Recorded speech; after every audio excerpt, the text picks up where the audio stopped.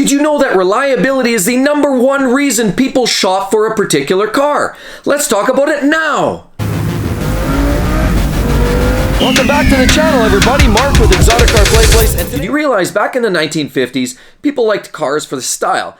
Lots of great styles in North America, in Europe. They created a lot of great designs, and people were really passionate about the designs.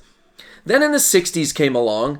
People then moved into more of the muscular side of things. People created passion for more sport, more muscle for sure. European cars typically were more on the sports car side, and North Americans were more based on cars like the Camaro and the Mustang and the Dodges, the Mopar products. People loved muscle, and they wanted powerful cars in the late 60s. But then we transitioned into the 70s, where people had a total change of heart. In the 70s, due to the energy crisis and other factors that really out of the control of the majority of the consumers out there, choices were made not only by consumers, but largely choices were made by the manufacturers to create cars that were more fuel efficient. The late 70s rolled around, and all of a sudden some of those great cars like the Mustangs and the Camaros turned into really boring cars with underpowered engines. Why? Because manufacturers were trying to create cars that were more fuel efficient. Less power, more fuel efficiency. Well, that concept transferred right through into the 80s.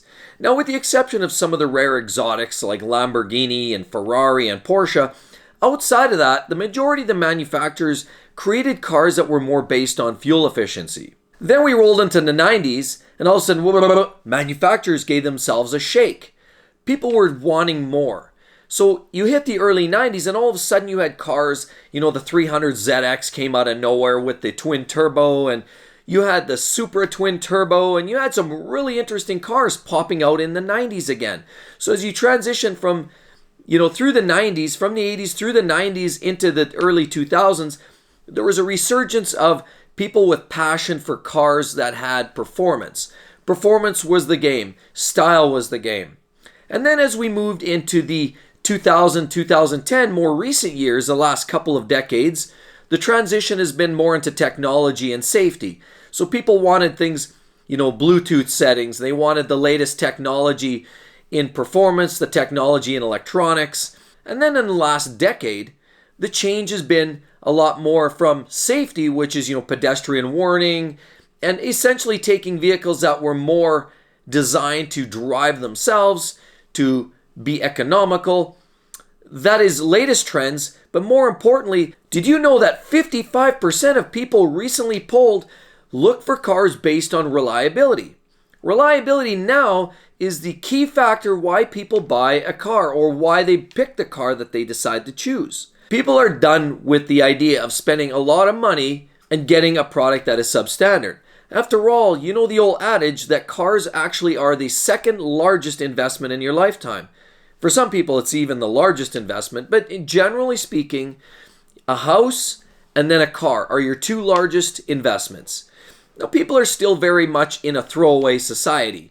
You talk about phones and electronics, computers. A lot of that stuff people are still fairly frivolous with, and they throw these products away. They'll buy it, it's cool, they chuck it in 2 years, buy another one. But people are a lot more cautious about cars because cars are a very large investment. I mean, you can spend as little as $20,000 or you can spend as much as the top limit allows. But with cars now averaging in that $30,000, $40,000, $50,000 for an average consumer vehicle, people are a lot more critical about what they buy. And they're a lot more fussy about the type of reliability they get and the type of features they get. They want to maximize value, but again, reliability being that key underlying theme. Now, as a rule, most people are willing to accept certain amount of cost expenditures when buying a car. Oil changes, tire changes, brakes, basic maintenance things that are typically associated with just keeping a vehicle on the road. But then we transition into what you'd consider reliability territory and whether a vehicle is not reliable. Now, reliability, what is the term reliability all about? Well, there's actually a definition of reliability.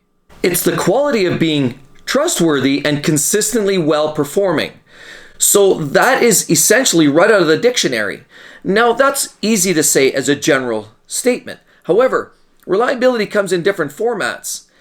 A Ferrari can be very reliable on a racetrack because its components are designed to rev high. They use forged internals, titanium parts, they use lots of oil cooling, big brakes. They build that car to run reliably at high limits. Whereas a Honda Civic, for example, would not fare very well in racetrack conditions. But on the other side of it, for a car that you're driving every single day of the week, A to B, low revs, just getting to work and back, chances are that Honda Civic will outperform the Ferrari in terms of overall generally day-to-day reliability. Why? They are designed differently. They're designed to do different things. So reliability really is more of an expectation of the consumer. Do you want it to be reliable under hard driving or reliable for day-to-day operation? For that 55% of the population polled, the majority of people expect a vehicle to be reliable on a day-to-day environment. Now, in all of this smoke and mirrors, the marketers get in your way and try to promote their products in the best way that they can to convince you, the consumer, what truly is the car that you need. And they use terminology like the relentless pursuit of perfection, or in BMW's case, the ultimate driving machine. What does that imply? Well, we know that BMWs are great cars to drive, but are they implying that that car is especially reliable? I think by saying the ultimate driving machine, they're sort of implying that, but they're not saying it, so they're not really lying. Now, Lexus, on the other hand, is another great example of a really, really reliable upscale car, because every one of these premium car manufacturers implies that they have a car that's not only well built, but very reliable. Well, the J.D. Power and Associates, Consumers Reports, and many others confirm that that is not necessarily the fact. As a matter of fact, in many cases, a lot of the premium car brands from BMW, Mercedes, Audi, Porsche are often far inferior to their brethren or the lower cost brethren, for example, particularly from the Japanese makes like the Hondas and the Toyotas. And if you want to talk about premium brands, Lexus follows suit more with the Toyota brand in terms of reliability. All of this marketing is made to get you confused. Now, at the end of the day, the consumers have to choose what's right for them. Do you want that car to be the greatest driving machine you've ever driven, or do you want that car to last 2 million miles? That's your choice. But the research is there, and you just have to dig a little bit to understand where you want to go right. Because just because they promote it doesn't mean it's reliable. As a matter of fact, some of the best marketers have some of the poorest products in terms of reliability. Now, if you want a list of some great cars, some of the best cars available on the market in terms of reliability come from the makes of Lexus, if you like premium brands, Toyota, Honda. Even Kia is starting to come out with better products these days.